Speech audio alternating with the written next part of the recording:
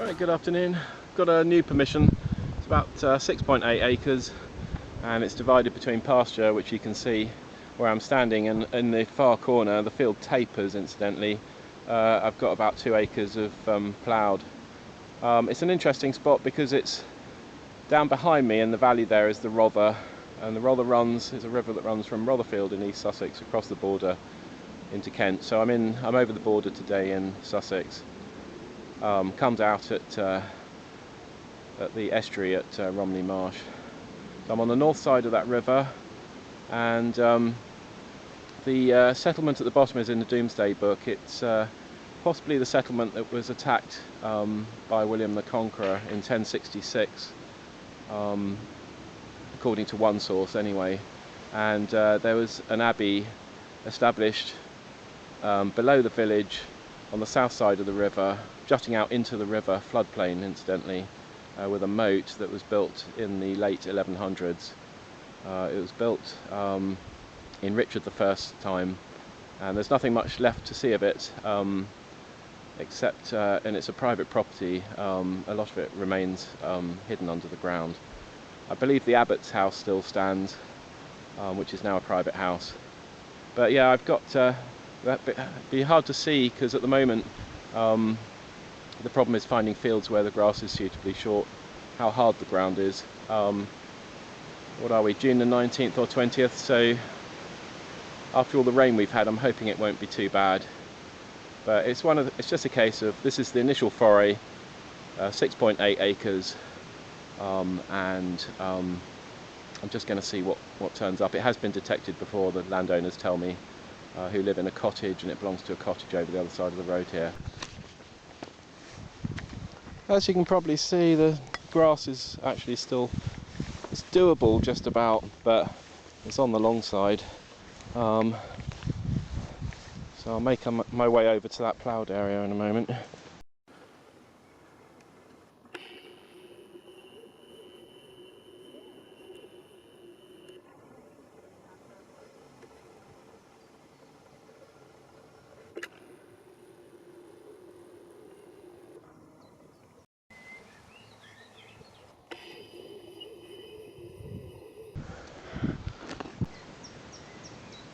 Kinds of pottery I'm finding in the field. I do believe that's Victorian.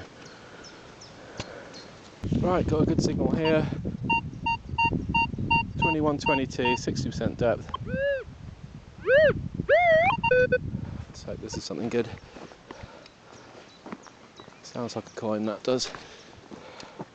Or maybe something circular.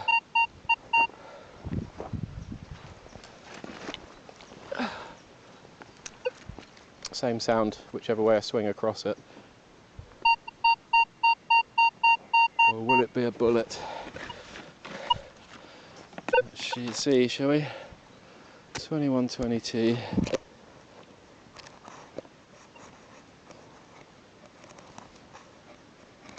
Where are you?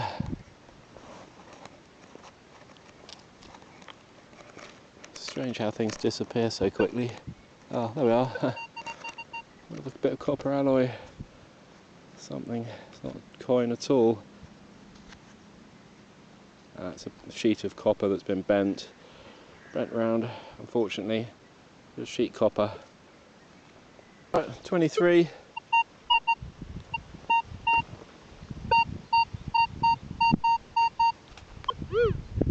About 75% depth.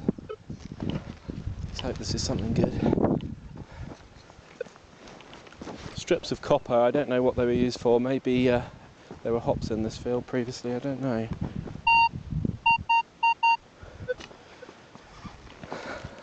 Hope it's not another strip of copper sheet, I mean.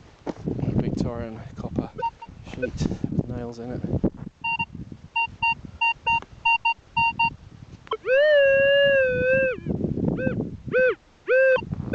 Slightly off there.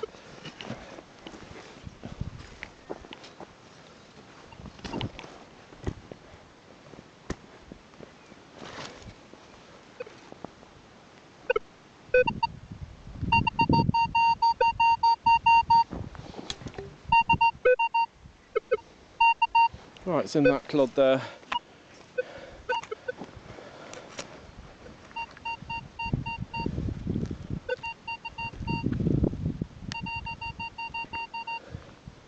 Oh, fantastic, it's a coin at last. Whoopee. Completely toasted, but Victorian halfpenny, I think. Don't think that's Georgian. Let's have a closer look. I think that's a Victorian halfpenny.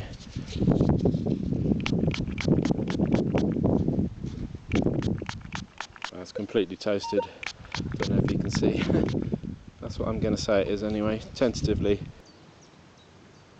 Right, this was 17, 50% on debt stakes, about 6 feet from that Victorian coin.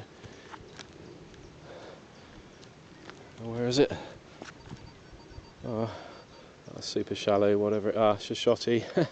First one of these today anyway, so good that I've only found one so far. Well, this one's interesting. It's a huge great blob of molten iron. It's not slag, that is iron, and it's in the corner of the field. And of course in this area, as I've explained in previous videos, the iron industry was present from about 400 BC through to the beginning of the Saxon, and then again from about the Norman onto about 1700.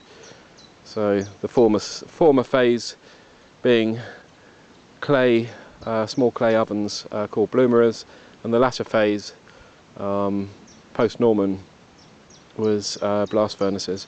But that's interesting because it could indicate some iron working activity. Thinking about this huge lump of molten iron that I found, and it's not slag, as I say, it is iron. You can tell from the weight of it.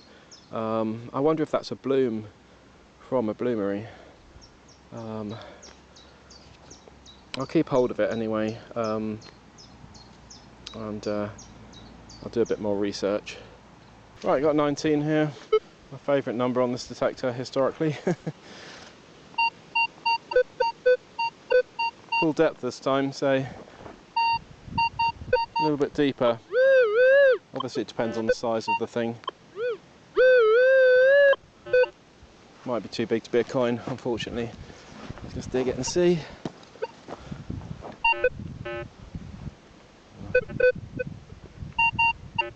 Bit of an iron tone coming through now. Unfortunately, you can hear that. Hear the iron. So I think it could be just an illusion caused by iron and the shape of the iron. We'll see though.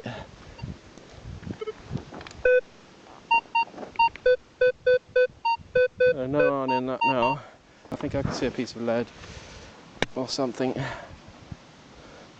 Yeah, nondescript piece of lead. Usual thing, molten lead. Now typically, I didn't bother filming this as usual.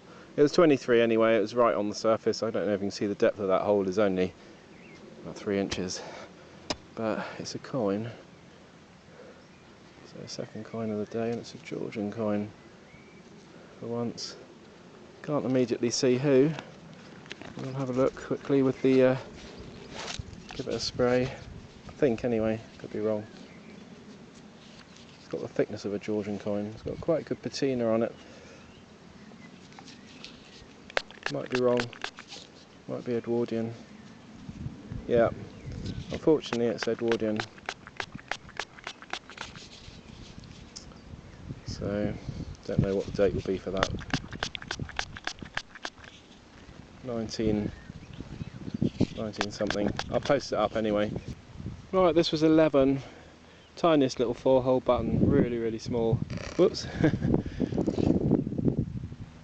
is probably a Victorian or earlier even, maybe Georgian. Right, got a 25, 26. Quite shallow. See something green, I think it's a buckle or something. We shall see. Yeah, it's just a square shaped Victorian, or even later. Pin's just broken. Square shaped buckle anyway. Just found a bit of a clay pipe there, just lying on the surface. pottery, but it's not. It's it looks like pottery, but it's stone. You can normally tell when you run your finger over it. It's ironstone. Right, very clear 25. She can't hear because I've got my Bluetooth headphones on, but that's what it is. Right, there's something here that was 28 on the scale. It's a horse brass.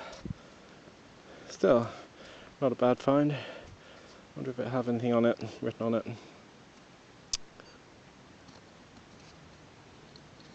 Quite close to the road behind that hedge there.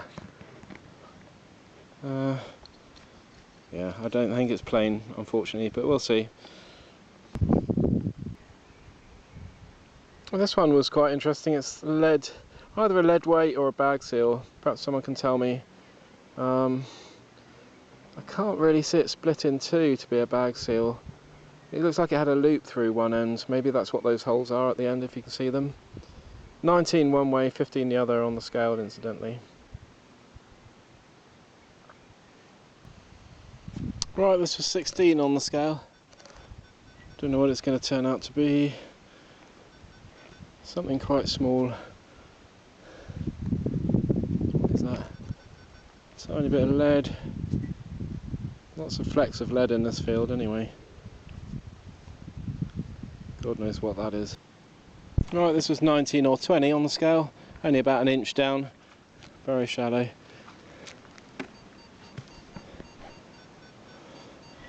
And this piece here, one of those, is it? Yeah, the dreaded canvas sheet eyelet. Right, this was 17 to 20 on the scale. It's unusual.